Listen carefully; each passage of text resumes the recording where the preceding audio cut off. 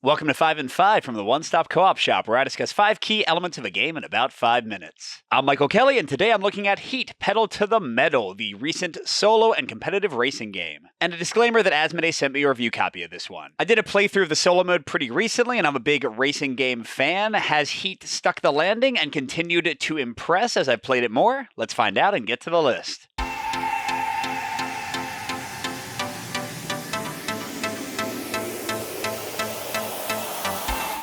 So my number 5 element, which for me is a mix, are the race tracks in the game. It comes with 2 double-sided boards, and each racetrack is mainly defined by its turns. The straightaways are all completely identical. It's really just how many turns does it have, where are they, how far is it between them, and what is this number that shows how slow or quickly you can take it. So on the positive side, 4 tracks are pretty good, and they do have nice variety. But on the negative side, each of the tracks don't really feel that different from each other, since this is a more abstracted racing game where like the straightaways are just straightaways and there's nothing kind of to like vary it up. It does feel like even with 4 tracks, things can get a bit samey, and I'm sure they will release expansions and I'll buy them, but for now, the tracks are just okay for me. For my number 4, I'm looking at the modular elements in the game, and this is another mix. So on the positive side, you do have some really awesome things. My favorite is the upgrade system. You can kind of fine-tune your deck with 3 upgrades. Lots of cool options in here. Love those. There's also a really interesting championship mode where you link several races together. But on the negative side, the third module is these weather tiles and tokens. And basically these go on the turns and the straightaways of the courses to theoretically vary things up a little bit.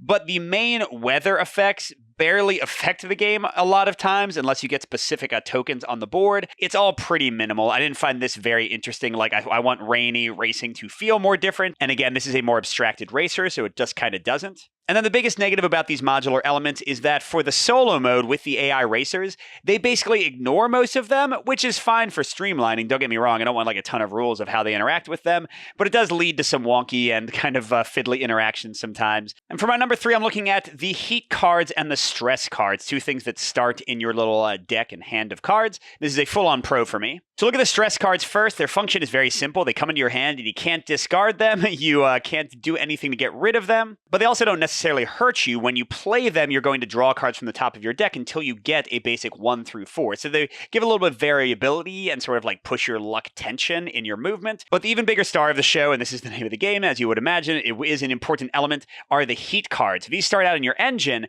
and you use them to push your car, to go up or down your gears more quickly, to coax a little bit more movement out of your car, to play especially powerful upgrades. But then as you play them, they go into your discard pile, they get shuffled back in, and these are dead cards in your hand. You can't play them, you can't discard them, you can't do anything with them, except using cooling effects to get them back in your engine. I love this part of the game. It really makes the hand management and deck management and choices in your racing much more interesting.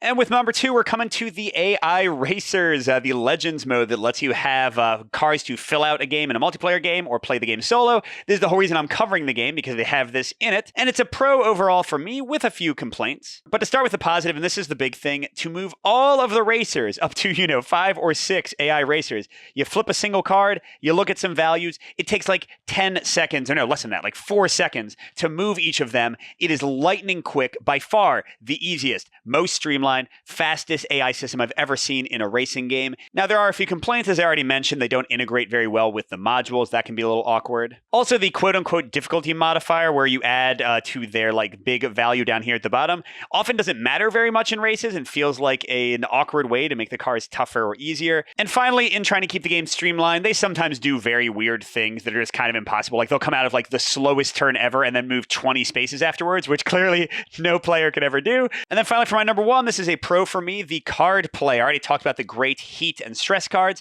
but then when you're actually playing the game, apart from those, you have cards in your hand. And first of all, for people who don't like too much randomness in their games, this is a very controlled racer. Your gear value determines how many cards you play. Those tell you exactly how far you move. The choice of how far you move, how close you can get to the turn, trying to not exceed this turn value by too much so you don't just blow up or spin out. It's great. It's fast to play. It's almost simultaneous when you do it competitively. Works great in solo. And the slipstreaming puzzle, which if you can get next to or behind a car, gives you some free movement, kind of adds to the interesting choices where like you're trying to guess where the AI might be and try to take advantage of it. Great card play overall.